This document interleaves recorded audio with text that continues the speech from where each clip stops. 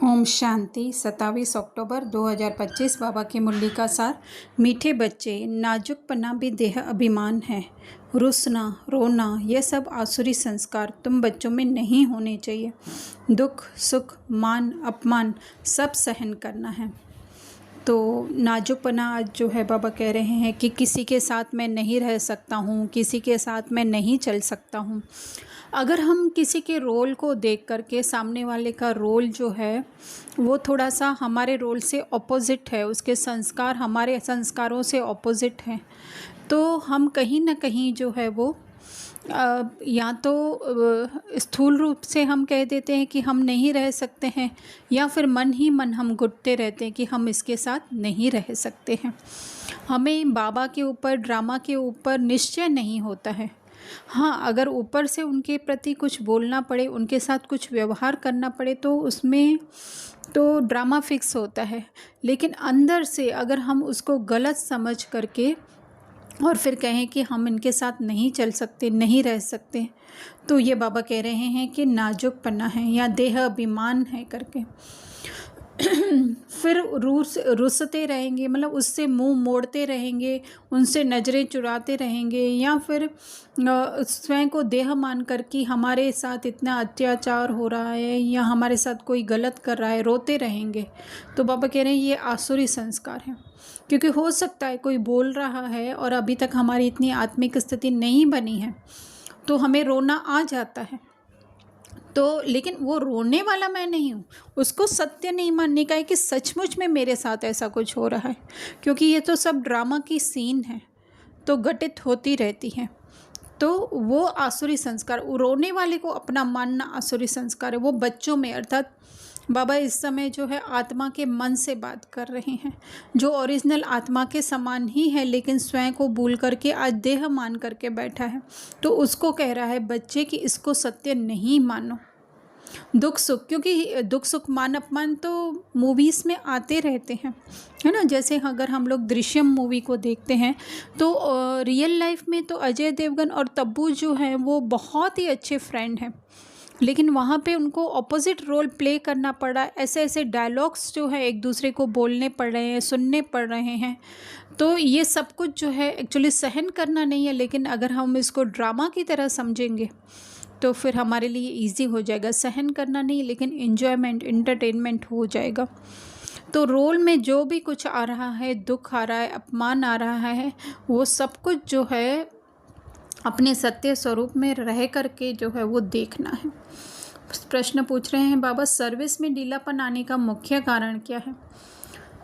तो सर्विस यहाँ पे दो प्रकार की है, बाहर की सर्विस भी है और अपनी खुद की सर्विस भी है। तो बाहर की सर्विस में भी हम लोग काफ़ी कहते हैं कि एक दूसरे की खामियां देखने लगते हैं, है ना, कि कभी प्रदर्शनी समझाने के लिए जाते हैं तो कुछ ऐसा होता है, हम अपने अनुभव से कहते हैं कि फर्स्ट चित्र पर ही जो है वो बहुत अधिक समझा दिया जाता है, तो आगे के चित्रों पे लोग आते नहीं हैं। तो हमें उसके रोल को देख करके थोड़ा सा ऐसा होता है कि ये तो मतलब यहाँ पे ही 7 दिन का कोर्स करवाने लग गए या ये लोगों को भगा देते हैं, तो फिर हमारा भी क्या होता है, उमंग उत्साह कम हो जाता है। तो यही ढीलापन है। बाबा कह रहे हैं आपस में देह अभिमान होना, अनबनी होना जो है वो देह अभिमान है, कि एक दूसरे की बातें, स्वभाव, संस्कार कुछ समझ में ना आना। तो कहते हैं मैं फलाने के साथ नहीं चल सकता या नहीं रह सकता, तो ये सब बाबा कह रहे हैं नाजुकपना है। अर्थात कहीं ना कहीं जो है हमारे कॉन्शियसनेस में, हमारी सोच में, अटेंशन में जो है वो देह है।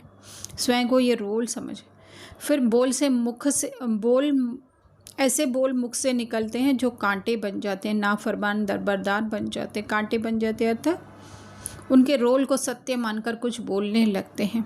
तो बाबा कहते हैं तुम रूहानी मिलिट्री हो, ऑर्डर हुआ तो फ़ौरन हाजिर होना चाहिए, है ना। तो बाहर से ऑर्डर कोई हमें करता है कि तुम्हें प्रदर्शनी समझाने जाना है, जैसे हमें अभी ऑर्डर हुआ कि मधुबन सेवा में जाना है, तो हमें क्या करना है, अगर घर के सरकमस्टेंस हैं, छुट्टी मिलती है तो फ़ौरन उधर लग जाना चाहिए। नहीं तो फिर हमारे अंदर ही जो संकल्प हैं उनको भी जो है वो समय समय पर ड्रामा अनुसार जो है वो ऑर्डर मिलते रहते हैं कि अपने सत्य स्वरूप में टिक जाओ। तो उसी को बाबा ने कहा फ़ौरन हाजिर होना चाहिए, कोई भी बात में आनाकानी, अरे नहीं अभी तो घर का ये काम रहा हुआ है, बच्चे की एग्ज़ाम है या बच्चा हॉस्पिटल में है, तो ये सब बाबा कह रहे हैं कि आनाकानी नहीं होनी चाहिए। वो करते हुए भी जो है अपने सत्य स्वरूप की स्मृति रहनी चाहिए। धारणा में बाबा मीठे, शांत और अति मीठे स्वभाव वाला बनने को कह रहे हैं। तो हो सकता है रोल में कुछ उल्टा सीधा जो है संस्कार ड्रामा में मिला हुआ हो, तो इतना मीठा नहीं हो सकते स्टार्टिंग लेवल की बात करें, लेकिन धीरे धीरे आत्मिक स्थिति बन जाने के बाद तो ऑटोमेटिक हम अपने अनुभव से कहते हैं कि मुख से ऐसे बोल निकलते हैं। हाँ, लॉ होता है कि किसी को जो है वो कुछ बोलना पड़ रहा है हमें, कि जो हमारे विरुद्ध तो नहीं कह सकते हैं, लेकिन जो है हमारे स्वभाव संस्कार के ऊपर कोई उंगली उठाता है तो हमें उसको बोलना पड़ रहा है, लेकिन उसके लिए हमने सोचा नहीं, है ना। हम अपने अनुभव से बता रहे हैं कि किसी ने निमित्त ने हमें बोला कि इस तरह से नहीं होना चाहिए, कुछ स्ट्रिक्टली कि तुम्हें किसी से भी बात नहीं करनी है ना। तो बात किसी से भी, अर्थात ब्राह्मण परिवार में भी जो है तुम्हें एक दूसरे से बात नहीं करनी है, इस तरह से। तो एकदम से अभी तक तो हम लोग इस तरह से बने नहीं हैं कि है ना हम एकदम गुफा में जा कर के बैठ जाएं। पहले से ही जो है वो लौकिक में बहुत ही ज़्यादा कम हो चुका है, 99% तक रहते भी हैं तो 2-3% ही रहते हैं। और उसके बाद अगर कोई ब्राह्मण परिवार से भी कहे कि बात ना करें तो क्या होगा, है ना। तो हमारे द्वारा जो है उस निमित्त को जो है कुछ ऐसा बोल दिया गया, फिर तो शिवरिंग होने लगी कि क्यों हमने बोला, कभी बोला नहीं है इस तरह से, कभी हिम्मत नहीं होती थी हमारे बोलने की, कि वो जो बोलते थे बस वो जैसे पत्थर पे लकीर, उनका कहना मतलब बाबा का कहना, इस तरह से हमारे लिए होता था। लेकिन फिर कब तक इस तरह से, तो हम डिप्रेशन में जा रहे थे सब जगह से कट ऑफ हो करके। तो निमित्त को कुछ बोल दिया गया हमारे द्वारा, है ना, लेकिन इतने रॉयल शब्दों में बोला गया जो उन्हें भी बुरा नहीं लगा। और बोलने के बाद हमारे मन में भी वो एक भी संकल्प नहीं आया कि है ना वो निमित्त गलत हैं करके। बस यही ड्रामा की स्मृति रही कि ड्रामा ने उनको डायलॉग बोलने के लिए दिया था, और ना अपने प्रति कि हमने कुछ ऐसा एक्स्ट्रा कर दिया। कितनी हिम्मत कैसे आ गई हमारे अंदर बोलने की। नहीं, वो भी ड्रामा ने बुलवाया, वरना इस रीना में हिम्मत नहीं थी कि उनको एक शब्द भी बोल पाए। तो इस तरह से बाहरी जो है वो दिखने वाला जो है वो डायलॉग अलग था, लेकिन अंदर हम इतने ही मीठे, शांत और स्वभाव इतना ही अति मीठा था। तो बाबा कह रहे कभी भी क्रोध नहीं, क्रोध हो गया, शिवरिंग हो गई शरीर में, लेकिन क्या था, वो क्रोध करने वाला स्वयं को हमने नहीं माना, अपने सत्य स्वरूप स्मृति में रहे। बाबा कह रहे हैं आँखों को बहुत, उस समय हमने अपनी आँखों को अर्थात बुद्धि की आँख को क्या बना दिया, बहुत बहुत सिविल बना दिया। मतलब उसको भी आत्मिक दृष्टि से देखा और स्वयं को भी उस आत्मिक दृष्टि से देखा। दूसरा कह रहे हैं बाबा कि जो बाबा हुक्म करे उससे फ़ौरन मानना है। जैसे ही एक बाहर का तो हमें पता है, बाहर का नहीं है हम कहेंगे, लेकिन अंदर से जैसे ही जो है हमें स्मृति आई रोटी पकाते पकाते कि नहीं तुम ये रोटी बनाने वाली माँ नहीं हो, पर तुम एक रोल प्ले करने वाली माँ हो, तुम आत्मा हो, ओरिजिनल आत्मा हो। रोटी तो बन रही है, बनानी ही है एक माँ को, लेकिन तुम ये रोटी बनाने वाली नहीं, इस रोटी बनाने को देखने वाली माँ हो। तो बाबा कह रहे हैं आगे सारे विश्व को पति से पावन बनाने की सेवा करनी, अर्थात घेराव डालना है।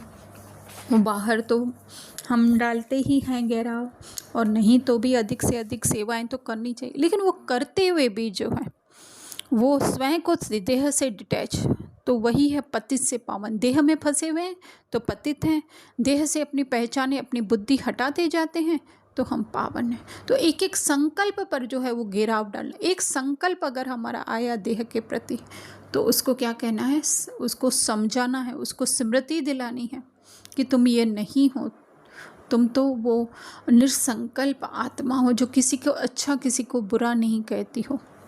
वरदान में बाबा कह रहे हैं बाप की याद द्वारा असंतोष की परिस्थितियों में सदा सुख व संतोष की अनुभूति करने वाले महावीर भव।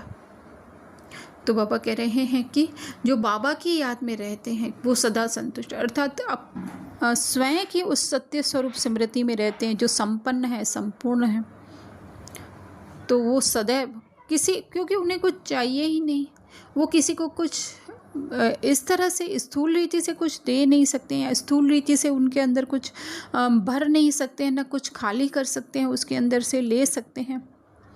तो वो कह रहे हैं बाबा सदा संतुष्ट रहते हैं, है ना। एक प्लॉट को हम लोग कहेंगे क्या कि हम इसको संतुष्ट करें, हम घर बनाएंगे तो उसको सजा सकते हैं हम, लेकिन एक प्लॉट है, एक ज़मीन का टुकड़ा है, ज़मीन के टुकड़े को क्या सजाएंगे, है ना। ज़मीन के पर हम लोग चलो पेड़ पौधे भी उगा सकते हैं, लेकिन ज़मीन को तो उसमें कुछ भी नहीं होगा ना। तो इसी तरह से हम रोल में हमारे अंदर गुण बढ़ सकते हैं, शक्तियाँ बढ़ सकते हैं, विशेषताएं बढ़ सकते हैं, लेकिन वो भी कब पॉसिबल है, जब हम सत्य स्वरूप स्मृति में रहें। अगर ज़मीन ही नहीं है तो मकान फ्लैट बनेगा कहाँ। तो यही बाबा कह रहे हैं, नॉलेज की शक्ति के आधार पर पहाड़ माफिक परिस्थिति भी राय अनुभव, अर्थात कुछ नहीं, है ना, कि हम वो ज़मीन का टुकड़ा है जिसमें से कोई जो है वो काट कर ले नहीं सकता है, या कुछ काट करके कहीं से और ऐड नहीं कर सकता है। अगर हमें 1000 वार का प्लॉट मिला हुआ है तो 1000 वार का प्लॉट ही है हमारा, है ना। ये आत्मा का प्रतीक है कि वो 1000 वार का प्लॉट है।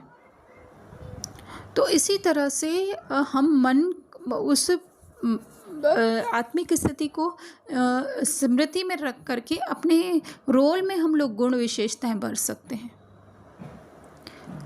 तो बाबा कह रहे हैं जब ये ऐसी स्मृति हमारी हो जाती है ना तो हम सदैव संतुष्ट रहते हैं। तो बाबा कह रहे हैं असंतोष की परिस्थिति हो, दुख की घटना हो, लेकिन दुख की परिस्थिति में सुख की स्थिति रहे तब कहेंगे महावीर। बाहरी रीति से दिखाई दे रहा है कि जो है वो बच्चे को गिर गया है ऊपर से छत से, है ना, लेकिन अंदर स्मृति कौन सी कि वो ओरिजिनल आत्मा तो सदैव बाबा के पास सेफ ही है। ये तो जस्ट रोल में उसको ऐसा पीड़ा हो रही है। तो बाबा कह रहे हैं कि कुछ भी हो जाए, नथिंग न्यू क्या, हम हैं ही सदैव आत्मा। तो ये है बाप की स्मृति से सदा एक रस स्थिति रह सकती है। फिर दुख अशांति की लहर भी नहीं आएगी, अर्थात देह का बाण जो है वो कभी भी अपनी तरफ नहीं खींचेगा, क्योंकि क्या हुआ कि हम अपने सत्य स्वरूप में टिक गए। उस प्लॉट की स्मृति आ गई कि प्लॉट के आधार पर ही ये मकान खड़ा है, प्लॉट के आधार पर ही हम कमरों में फर्नीचर भर सकते हैं।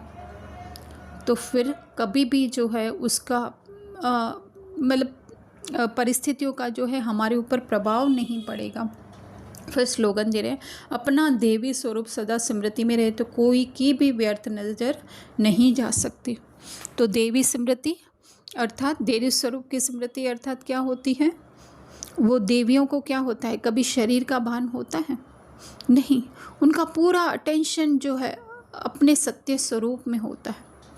तो जब हमारा ही कोई हमारे देह के प्रति संकल्प नहीं चलेगा तो औरों का कैसे चल सकता है।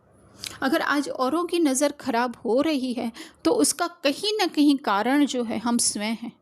हमको लगता है कि हमारा ये हिस्सा ढक जाना चाहिए, दिखना नहीं चाहिए, अच्छी बात है वो सब, लेकिन वो उसका इतना ज़्यादा उसके ऊपर हमारा अटेंशन हो कि हम अच्छे दिखने चाहिए, हमारी ड्रेस जो है वो यूनिक होनी चाहिए, या हमारे जो भी है कि हर एक चीज़ जो है परफेक्ट बनने में कोई वो प्रॉब्लम नहीं है, लेकिन स्वयं को देह मान करके हम सोचे परफेक्ट, साफ़ सफाई के लिए हम लोग साफ स्वच्छ रहें, परफेक्ट रहें, वो बात अलग है। लेकिन बस मिरर में देख करके स्वयं को ही देखते रहें कि हम कितने सुंदर हैं, हम ऐसे हैं, हम वैसे हैं। तो जब हमारी ही स्मृति जो है हमारे अंदर की तरफ होगी, अर्थात हमारा कहीं देहबान के प्रति संकल्प तो नहीं चल रहा है, या औरों के प्रति हम देहबान का संकल्प तो नहीं चला रहे हैं। औरों को भी क्या देखते हैं, हम आत्मा देखते हैं कि नहीं देखते हैं कि वो एक भिखारी है, वो जो है एक बिजनेसमैन है, या वो जो है एक सीपर है। इस तरह से अगर हम देख रहे हैं तो नेचुरली जो है और भी जो है हमको इसी तरह से देखेंगे कि ये किस तरह के इसने कपड़े पहने हैं या किस तरह से ये चल रहा है। तो यही सब तो हैं व्यर्थ नज़रें। तो सदैव अपनी उस आत्मिक स्मृति में हम रहें जो कि सबकी इक्वल है। तो कुछ अलग है ही नहीं जो कोई हमें देखे या हम किसी को देखें।